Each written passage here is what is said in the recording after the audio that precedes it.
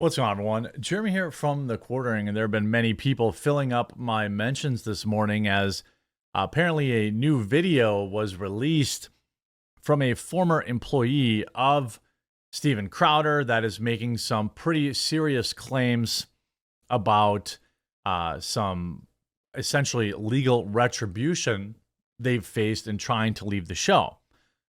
Many people said, hey, bro, if you're going to dunk on Daily Wire, then you've got to cover Crowder too, which I would say that I always have. And that I just try to be upfront and say that I am friendly with Steven Crowder.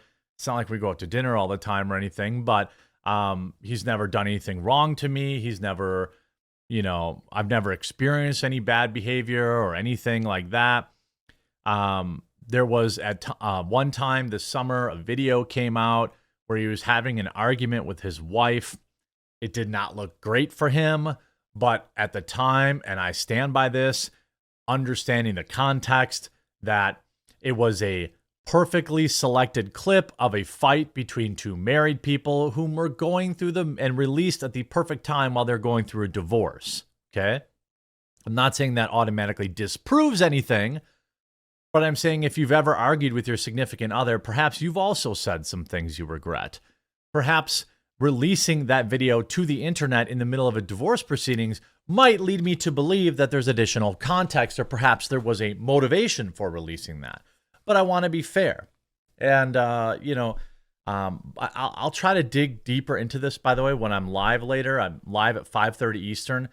Both on YouTube and Rumble. Both channels will be linked in the description. It's a separate live stream channel on YouTube. Please do tune in tonight, and we'll watch his whole video then, and we'll talk about it. But I want to kind of get the broad strokes right now. So, of course, because I didn't jump on the hate train for Crowder, everyone thought, everyone's like trying to call me out or something. I feel like if you go back and watch the videos when I covered the situation, it's not like I ignored it. Did I provide benefit of the doubt because I actually know him? Yes, and I will do that again here, but I will be honest with you about it, okay? His former employee, you may know him as Not Gay Jared, is making some claims that, are not great. You see, anomaly between not allowing your former co-host to work in media after leaving is diabolical and beyond the pale. So Jared Monroe, you might, again, know him as Not Gay Jared, releases a video that essentially is 15 minutes of saying very little, other than Steven Crowder has applied significant legal pressure to him, so much so that it has essentially ruined his life. That is the claim he's made. He made several other claims in this video as well. Now, I want to point out, for people looking for the tea, I have reached out to Steven Crowder. I haven't heard back yet, but I'm pretty sure he's live right while I'm recording this. I have reached out directly to Jared Monroe asking for any specifics. That was 4 or 5 hours ago. I've not heard back to this point. I have reached out to several other people that DM me this video and claim to have been affected by Steven Crowder and his legal tactics, and they have not provided me a single solitary specific. That said, that does not disprove anything. I just want to point out that I have dug. I'm sure Steven will watch this later. I asked around. I asked for any specifics. Can you give me a specific of this, that, and the other thing? And I haven't gotten any. However, that could be perhaps because of various NDAs.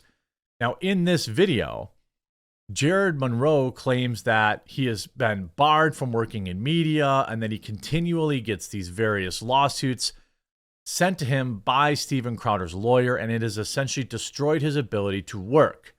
And such, he has launched a GoFundMe. And of course, you see many people in the replies yelling at me, saying that I'm supposed to automatically side with this. It's frustrating. I feel like I've been doing this for a very long time. You know that I'm going to cover things fairly as I possibly can. But when I have a bias, I'm going to let you know ahead of time. Now, what's going on? What I find more interesting is the timing of all of this, right? Everything that's going on with the Daily Wire, everything that's going on here with Jared. Now, Mediaite is covering this and saying, ex-Steven Crowder staffer claims he's being legally abused after quitting toxic and abusive show. He made several claims in the video, including one that he had to go on medication because he was so stressed out or there was so much stuff going on with the show. I have no reason to refute that. I have no reason to disprove that. The former employee of right-wing pundit Steven Crowder accused him of fostering a toxic and abusive work environment. Now, to also be clear, I know there will be people that are pissed. They'll say, well, why didn't you just immediately... Look, there were several pieces that came out back in May that detailed some pretty bad behavior, stuff that maybe bros would do to each other at a sleepover when they're teenagers, like teabagging somebody or something like that. But not for the workplace. Ex-staffers claimed that he would regularly berate them and threaten to fire people on the company's Discord channel. He even went after his own father, Darren Crowder, per one source who claimed Crowder would yell at his dad in front of employees when Darren was working as his son's booker. Again, I'm not shocked, but it was pathetic what he did to Hillary, a former employee said regarding the Crowder video yelling at his pregnant wife. That might not be the Steven you see on a show, but that was the real Steven. So there, were numerous people who have come out to now complain and say that Steven was essentially a monster to work for. I don't work for him, so I can't speak to that. But what I can say is that's a lot of people saying the same thing. Either it's a coordinated effort or some aspect of it is true. And you see here, I'm Jared Monroe, former employee, a former employer. He's not saying louder with Crowder, probably for legal reasons. It's obviously it's obviously Steven Crowder. Everyone knows that. And trying to intimidate me into silence. The fees to protect my family are now in the tens of thousands and rising every day. I need your help to stop this. Help me protect my wife and children from financial ruin and fight back. How? By dissolving an unconstitutional NDA, non-disparagement agreement. I didn't choose this battle, but if I do not fight back, I fear I'll be subjected to legal harassment in perpetuity. Simply do not have the funds to fight this battle on your own, so I need your help. Every donation, no matter how small, will greatly help me and my family. Now, I don't have any problem with him fundraising for this because I have to presume he's telling the truth. At least, I give everyone that same. I've never worked for Steven Crowder, so I can't say, oh my God, I've worked for him and he's totally fine. But what I can say is that several of his current employees have come out to basically say, like, I don't know. So is it the Tool Man? What is that guy? The Tool Man? I forget what he was. Yeah, Tool Man. I don't want to suck him into this. I just want to say, he tweeted out, it's easier to cry victim than to take ownership for one's own bad behavior. And this is a guy that, from what I understand, currently works for or with Steven Crowder. And said, now the fact that Crowder is still messing with him says a lot about Steven. Get out while you can. I gave him the benefit of the doubt previously, but at this point it's embarrassing. To which Tim the Toolman replies and says, it's easy to make judgments when only one side is speaking. Now, non-competes, he says, well, non-competes aren't weird. Yes, they are totally normal in this industry. Okay. The 2-year thing, again, like I said, is actually pretty normal. When you sign this type of thing, it's to prevent you from being able to leave and go immediately to another show. You sign these things willingly. Okay. So Not Gay Jared signed this willingly at the time.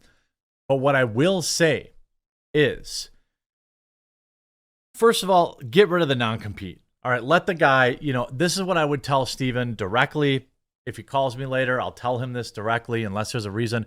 There could be more information, right?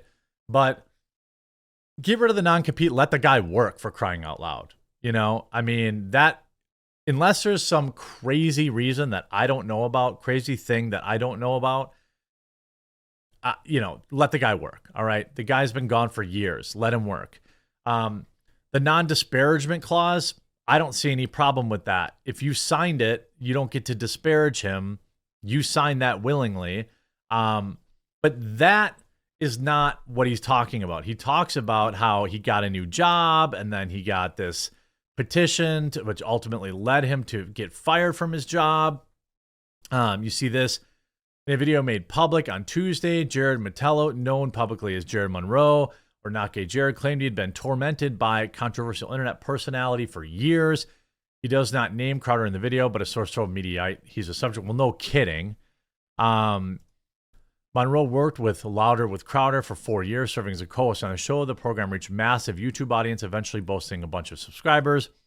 Monroe decided to quit the show in August of 2018, saying, "I could no longer put myself or my growing family through a toxic and abusive work environment I had endured for years." By the way, that part, probably true. I don't know. I haven't worked there, but there's enough people saying that it was. I'm willing to believe that that may have been the case, and it sounds like he did the right thing. If it's a crappy work environment, you quit, which it sounds like he did do. Quote, "This place was and is to this day a workplace rife with misconduct, degeneracy, and aggression," he said. "The things I saw, the things done to me, and the things I witnessed my employer do to others were shocking, disgusting, and utterly indefensible. I have the receipts." Now, he says he has the receipts. He does not share any of them, I assume because he's worried about getting sued into oblivion. But again, if you go back, there were several kind of hit pieces put out against Steven Crowder at the time. Those are probably the things he's mentioning. And it wasn't great stuff. He claimed that it was so toxic that he was admitted to the hospital at one point with a heart condition, put on anti-anxiety medicine. After emptying his personal bank account to pay his legal fees and with a pregnant wife at home, Monroe said he eventually gave in and accepted the deal with Crowder that paid him no money and enforced a non-compete and non-disparagement clause. Again, these are common in our space. I'm not standing for them, but they are. Here's the other thing that's weird. In October 2023, 5 years after he left the show, he was served with a cease and desist from his former employer, threatening legal action if he did not immediately cease all communication with other people at the company. He also said he was served a Rule 202 petition, which demanded he be subjected to, a Rule 202 petition is essentially a warning, and it's a Texas law. It's a pre-deposition. A person may petition the court for an order authorizing the taking of a deposition or oral examination or written questions, whether to perpetrate or obtain the person's own testimony or that of other person for use in an anticipated suit. Essentially, it's a scare tactic, I would imagine.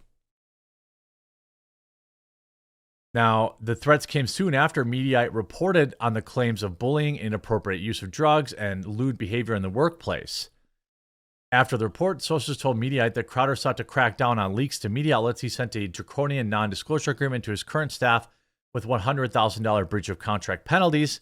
While Monroe's non-compete expired after 2 years, the terms of his non-disparagement clause is unlimited.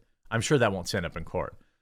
Hence the fresh legal action from Crowder. Monroe said he refused to comply with Crowder's demands, stating that he did not want to open himself to more legal abuse from his former boss. My only question at this point is, what does Jared know?